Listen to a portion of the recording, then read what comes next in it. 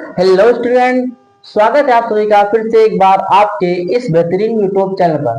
तो स्टूडेंट्स, आज के इस वीडियो में हम पढ़ने वाले हैं क्लास 12 केमिस्ट्री विषय के अंतर्गत फर्स्ट चैप्टर विलियन सॉल्यूशन का सबसे मोस्ट इंपॉर्टेंट टॉपिक हेनरी का नियम।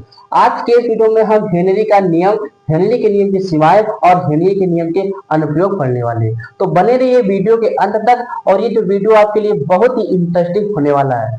देखिए, हेनरी का नियम क्या है। हेनरी एक वैज्ञानिक का नाम था, ठीक है। उन्होंने क्या बताया था कि जस्ट लाइक मेरे पास ये कोई एक पात्र है, ठीक है। इस पात्र में मैंने क्या किया, कोई विलायक, विलायक आप सभी लोग जानते होंगे। विलायक किसे कहते हैं? जिसकी मात्रा अधिक होती है उसे हम विलायक कहते हैं, ठीक है।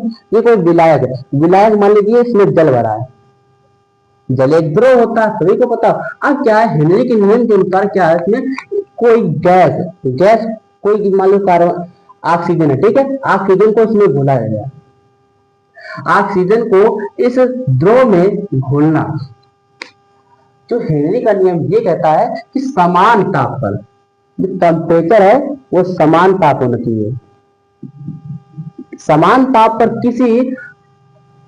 गैस की किसी गैस की द्रव में विलेयता तथा गैस में लगाया गया दाब के समानुपाती होता है। यानी कि देखिए, जब इस गैस को हम इस द्रव में मिक्स करेंगे तब इस पर हमको बल लगाना पड़ेगा, यानी दाब लगाना इस पर पड़ेगा, ठीक है। और इसकी विलेयता, विलेयता का मतलब होता है घुलना, ठीक है। यानी कि जो गैस है, गैस को द्रव में घुलना विलेयता कहलाता है, ठीक है। तो यानी कि जो विलेयता है, इसकी विलेयता डायरेक्टली प्रोपोर्शनल है आपके इसके दाब पर, गैस के दाब की। तो ये है हेनरी का नियम कि आप लोग थोड़ा समझ गए होंगे। इसकी डिफिनेशन किस प्रकार से हो जाएगी उसको समझिएगा, देखिएगा। इस नियम के अनुसार यहां पे लिखेंगे हम, इस नियम के अनुसार किस नियम के अनुसार स्थिर ताप पर, ताप कैसा होना चाहिए? स्थिर होना चाहिए। स्थिर ताप पर किसी गैस की द्रव में विलेयता, विलेयता तथा विलेयता या फिर विलेयता गैस पर लगाया गया दाब के समानुपाती होती है, समानुपाती होता है।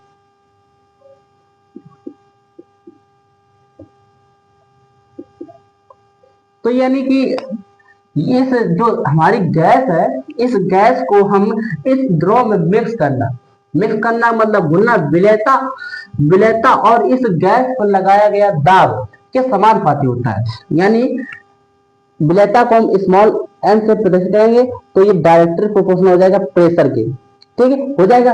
अब आप सभी को पता होगा, जब कोई डायरेक्टली प्रोपोर्शनल यानी समानुपातिक चिन्ह आते हैं तो बराबर के लिए हमको क्या करना पड़ता है, वहां पर कोई कांस्टेंट वैल्यू डालनी पड़ती है। तो यार कांस्टेंट वैल्यू डालते हैं के एच। अभी के एच क्या है इसको बताता है। अब देखिए, ये सूत्र आपका निकल के आ जाता है। अभी यहां जहां आपका एम जो है विलेयता, विलेयता है, के एच आपका हेनरी नियतांक है,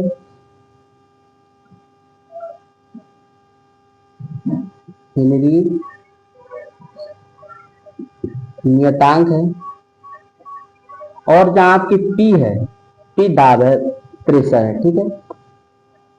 इसको एक बार मैं और एक्सप्लेन करता हूं। यानी कि एक पात्र है, उस पात्र में कोई द्रव है, द्रव में हम कोई गैस उसमें मिक्स करते हैं। मिक्स करने के लिए हमें उस गैस पर लगाना पड़ेगा दाब, और मिक्स करने के लिए जितने घुलने की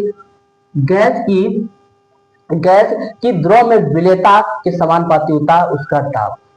आई होप ये तो आप समझ गए होंगे। अब हम पढ़ लेते हैं इस नियम की सीमाएं। इस नियम की सीमाएं, कहां पर ये नियम लागू होता है और कहां पर ये नियम नहीं लागू होता है। तो आप स्क्रीनशॉट लेना चाहें तो ले सकते हैं। आई होप आप लोगों ने स्क्रीनशॉट ले लिया होगा। अब मैं आप सभी को इस नियम की सीमाएं को बताता हूं, ठीक है। नोट करते जाना भैया, ठीक है, और समझते भी जाना।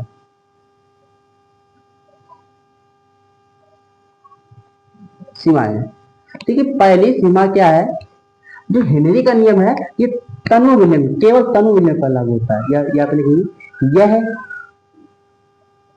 नियम केवल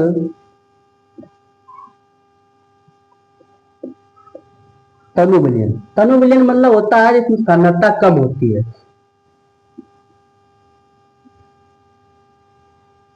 पर लागू होता है।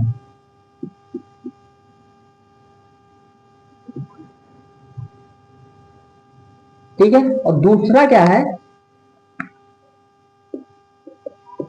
इसमें ताप कैसा रहना चाहिए, समान रहना चाहिए। ताप लिखेंगे, ताप समान रहना चाहिए, रहना चाहिए। फिर तीसरा पॉइंट हो जाएगा आपका ये कि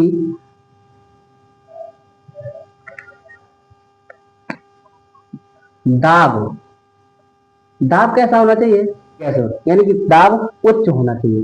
कैसा होना चाहिए, दाब उच्च होना चाहिए। और जो आपका चौथा पॉइंट हो जाएगा वो इस प्रकार से हो जाएगा कि विलय की मात्रा, विलय हमारा यहाँ पे गैस हो जाएगा, ठीक है। विलय की मात्रा विलायक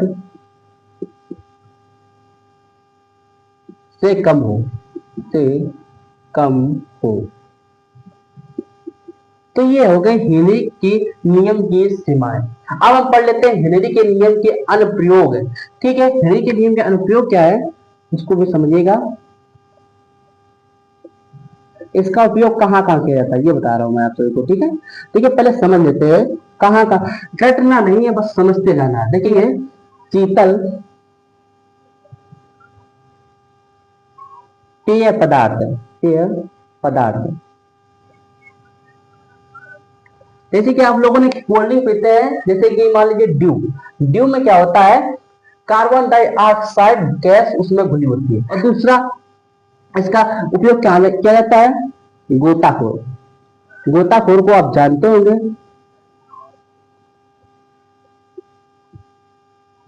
इसका गोताखोर में उपयोग क्या है, जैसे गोताखोर जानते होंगे, जैसे समुद्र में जो गोताखोर होते हैं वो किसी चीज को, किसी वस्तु को पहचानने के लिए जाते हैं। गोताखोर जो होते हैं वो इसी का उपयोग करते हैं, हेनरी का नियम का ही पालन करते हैं।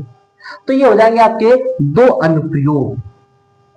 तो मैंने आप सभी को आसान से आसान शब्दों में हेनरी के नियम, हेनरी के नियम के अनुप्रयोग और हेनरी के नियम के सीमाएं बता दी। आई होप ये वीडियो आप लोगों को पसंद आया हो। यदि पसंद आया हो तो आप इस वीडियो को लाइक कर दीजिए और चैनल पर नए हैं तो सब्सक्राइब कर लीजिए। मिलते हैं अगले नेक्स्ट वीडियो में ऐसे ही धमाकेदार टॉपिक के साथ।